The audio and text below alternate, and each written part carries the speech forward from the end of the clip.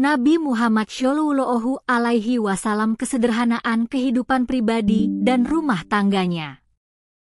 Dalam Al-Quran, Tuhan berfirman kepada Nabi Suci, "Janganlah engkau tujukan pandangan matamu dengan penuh keinginan kepada kenikmatan yang telah kami berikan kepada beberapa golongan dari mereka, dan janganlah engkau bersedih hati terhadap mereka, dan rendahkanlah dirimu terhadap orang-orang yang beriman." Al-Quran Surat 15 ayat 88. Kata-kata penutup ayat ini, rendahkanlah dirimu terhadap orang-orang yang beriman, juga dapat dibaca dalam topik studi terakhir mengenai kelembutan luar biasa Nabi Suci terhadap para pengikutnya. Kata-kata ini, rendahkanlah dirimu terhadap orang-orang yang beriman, secara harfiah berarti, rendahkanlah sayapmu kepada mereka, yaitu, lindungi dan peliharalah mereka di bawah naunganmu. Dengan kata-kata yang sama, rendahkanlah sayapmu kepada mereka. Al-Quran memerintahkan kita untuk merawat orang tua yang lanjut usia, dan rendahkanlah dirimu terhadap keduanya dengan penuh kasih sayang. Al-Quran Surat 17 ayat 24. Bagian pertama dari ayat ini, janganlah engkau tujukan pandangan matamu dengan penuh keinginan, menunjukkan bahwa kekayaan dan kemewahan hidup ini tidak menjadi godaan bagi Nabi Suci. Kehidupannya adalah salah satu kesederhanaan yang tak tertandingi, sejak beliau menikahi seorang janda kaya hingga saat beliau memerintah Arabia.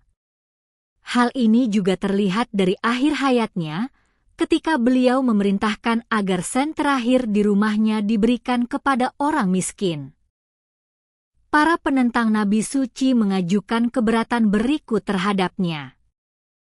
Dan mereka berkata, "Mengapa Rasul ini memakan makanan dan berjalan di pasar-pasar?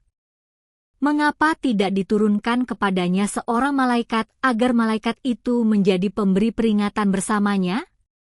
Atau, mengapa tidak diturunkan kepadanya harta kekayaan, atau mengapa tidak ada kebun baginya yang dia dapat makan dari hasilnya?" Al-Quran Surat 25 ayat 7-8. Mereka ingin melihat seseorang yang memiliki uang atau kekuasaan dan wewenang, dengan para pelayan dan asisten yang bekerja untuknya, merawatnya secara pribadi maupun dalam misinya.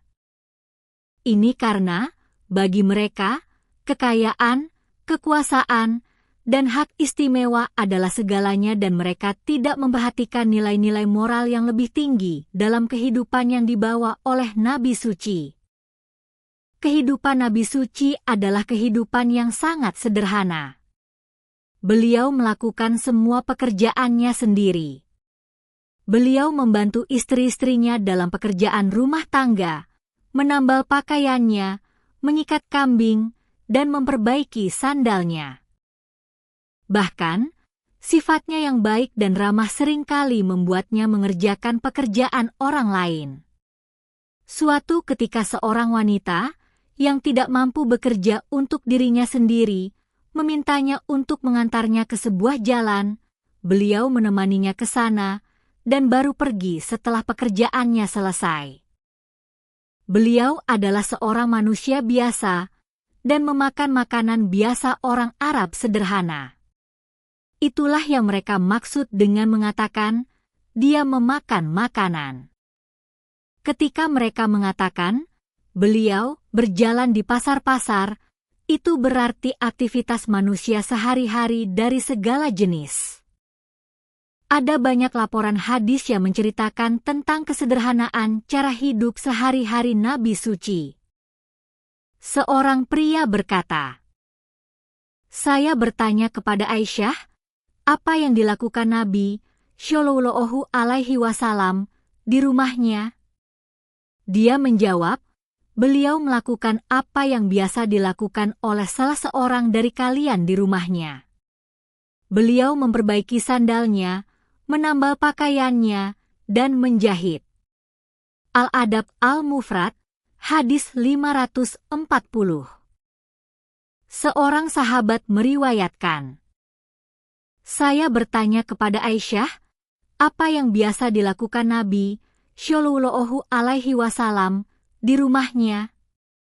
Dia menjawab, beliau biasa menyibukkan diri dengan melayani keluarganya dan ketika waktu sholat tiba, beliau akan keluar untuk sholat. Sahih Al-Bukhari, hadis 676. Ketika kaum muslim menjadi makmur, wajar jika istri-istri Nabi Suci ingin dilengkapi dengan kebutuhan hidup yang lebih baik daripada yang mereka nikmati sebelumnya. Tetapi tepat pada saat ini kita menemukan sebuah wahyu yang menekankan kesederhanaan yang paling ketat kepada mereka. Wahyu itu sebagai berikut. Wahai Nabi, katakanlah kepada istri-istrimu, jika kamu menginginkan kehidupan di dunia dan perhiasannya, maka kemarilah, aku akan memberimu kesenangan dan aku akan menceraikanmu dengan cara yang baik. Dan jika kamu menginginkan Allah dan Rasul-Nya dan negeri akhirat, maka sesungguhnya Allah telah menyediakan bagi orang-orang yang berbuat baik di antara kamu pahala yang besar. Al-Quran Surat 33, ayat 28-29. Seandainya Nabi Suci mengizinkan istri-istrinya untuk berbagi dalam kemakmuran umum umat, tidak akan ada keberatan sedikitpun. Tetapi beliau menerima wahyu yang merampas darinya dan orang-orang terdekatnya keuntungan materi yang dapat dengan mudah diperoleh orang lain.